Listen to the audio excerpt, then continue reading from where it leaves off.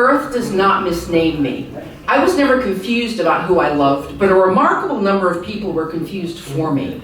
Erasure was frequent and casual. I kept being told I was straight in the same way people tell you the weather, confidently, incorrectly, and with no intention of checking outside. I loved women with consistency, intensity, and devotion, yet friends told me I'd figure it out, which is a fascinating thing to say to someone who already has. I've been walking on the edge of a razor blade, trying to move forward each day, the hurt of my desires being misplaced, cut so deeply with each step. I've been walking on the edge of a razor blade. Don't close yourself off to men, I was admonished so often by a friend. I finally said to her, perhaps you shouldn't close yourself off to women. And her instantaneous rage felt like thousands of needles pricking my skin. I've been walking on the edge of a razor blade, the blade as straight as the friends who kept offering revisions, loving edits as if I were a draft that could be corrected with the right man, the right weekend. They wanted to make me safer to hug, safer to introduce at dinner. So I went looking for ground that would let me step firmly at last, each footfall free from the sharp edge I had carried for so long. Not the manicured lawns of New England, where every wilderness is landscaped into acceptability, clipped into emerald submission, each blade of cut grass standing straight. Not the sugared green excess of the South either, all magnolias and manners where sweetness covers what no one names. I went west, where the land does not pretend it was never broken. I went west, not for romance, but for rupture. I wanted rock that showed its history, strata exposed, scars turned outward to the sun instead of hidden under foundation, lawn, and fence. I wanted to stand on earth that it had survived its breaking and called that survival beautiful. I walked where the hills were not gentle but torn, and the sky forgot the concept of borders, resting upon my shoulders like the long, unhurried touch of someone who had been waiting for me all along.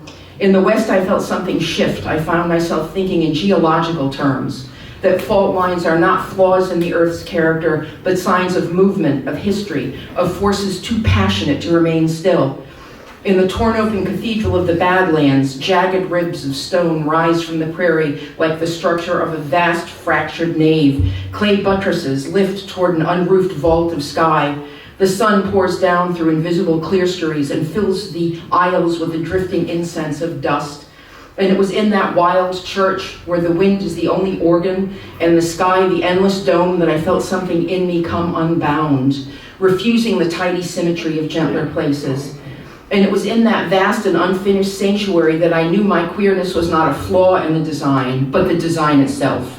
A body shaped by pressure and climate, a life learning how to endure the weather of misunderstanding and taking up space in a landscape that does not soften its edges, simply to be loved. While the Badlands carved me into something more defined, the next horizon unmade me entirely, lifting its vast unbroken ceiling until I could no longer find any borders within myself. The great unending big sky country, the land expanding until it erased the idea that I was central to anything. I loved Montana with the kind of devotion that rearranges your soul, the endlessness, the exposure, the way the horizon offers you no cover and complete freedom. I felt small, helpless, and profoundly relieved. I surrendered myself to the universe there and felt peace, not the fragile peace of reassurance, but the deep peace of complete insignificance. The mountains etched with eternity, faults, eruptions, each one a story of endurance. And so I loved fiercely, unapologetically, just as the peaks treasured the sky, stretching, reaching, holding themselves up, proud of their unrefined edges. Queer love, quiet, invisible to most, is not less powerful for being unseen. The land and the desire share the same principle. Existence alone is evidence, persistence is proof, to remain is enough. In Yellowstone, nothing performs stability for the comfort of an outside gaze. The earth splits open, boils, exhales its bright and toxic breath, remakes itself without apology, sulfur and steam rising like a body refusing containment, like heat that will not stay buried no matter how politely the surface insists it's calm. It doesn't ask to be exonerated for rearranging the world. It declares with every eruption and fracture that truth is not gentle when it finally insists on being seen, that there are identities like fault lines that do not reveal themselves through careful language, but through rupture, through pressure, through the unbearable necessity of surfacing. And standing there, I felt recognition. A bodily knowing that my queerness too was never meant to be tidy or tempered, but to move like that hidden fire, to split open what could no longer hold it, to insist on its own form even when it scorched the ground around it.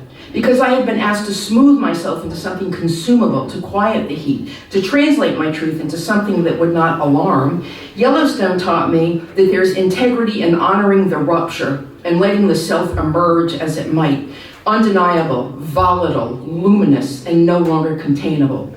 I carried that fire with me as I left, thinking I understood his language, until the sky itself began to speak in a voice that was louder, faster, less forgiving, a voice that did not ask for recognition, but demanded survival. Beginning the drive across Texas to El Paso, the sky darkened with the terrible majesty of a fevered tornado in Texarkana. The air turning green and electric, the wind gathering itself into a spinning tower of rage and movement, and I stood there feeling both terror and strange kinship, because the storm was a body refusing restraint, a furious spiral of motion that would not be told where it could go. I took shelter in a truck stop, hiding in a bathroom stall, when the roof collapsed, and for a few suspended seconds, I was certain I was going to die. There's a particular helplessness in a tornado that no metaphor can soften. The air turns against you, the invisible made muscular. The sky simultaneously lightens and blackens with an intimacy that feels personal, as though it has lowered itself just to press against your chest. You hear it first, like the atmosphere tearing fabric from its own body. The sound does not travel past you, it occupies you. It fills the cavity behind your ribs and vibrates there until your heartbeat feels borrowed. If this is how it ends, I thought, then let it end in truth, because what startled me most was the sudden aching devotion to accuracy, the need to be known as I am and not as how I have been translated for others. Even there at the edge of weather and breath, I did not bargain for another version of myself. I longed only for this one, this exact and unaltered self, to be seen clearly, to be held in the arms of a world without distortion, if only for a moment, before everything was carried away. I learned the next morning that it had been a fatal tornado, that lives had ended less than a mile from where I crouched, the winds carrying the last breath of someone I would never know. I hold that with me to this day. After that, I kept going west, as far west as possible until I reached the Mojave Desert. The Mojave does not soften itself for humans. People call the desert empty because they cannot survive its honesty. People call me confused because they cannot survive mine. I'm madly in love with the desert, with the Mojave's vast indifference, pay attention or perish. I hiked it knowing exactly where I stood in relation to the sun, the heat, my own limits. There was no confusion out there. The desert did not misread me. Evenings when the mountains darkened into indigo and the sand kept the day's heat like a secret, I lie pressed against this land like a fossil the earth refused to obliterate.